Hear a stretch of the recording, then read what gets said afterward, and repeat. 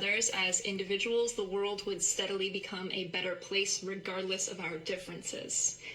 I used to believe that collectivism was characteristic of the feeble-minded, the unenlightened, and possibly racist. I used to believe that immigrants to our country would assimilate to our culture if we just gave them the opportunity. I used to be naive about human nature. I used to be a civic nationalist. And so I began to question this belief of mine.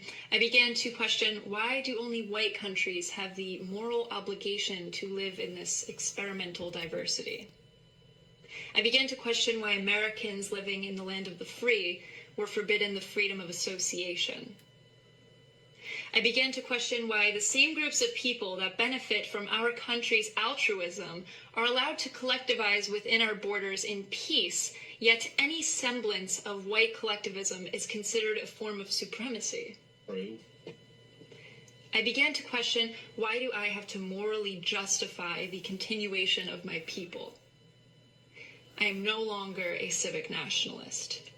I'm no longer a civic nationalist because demographics matter.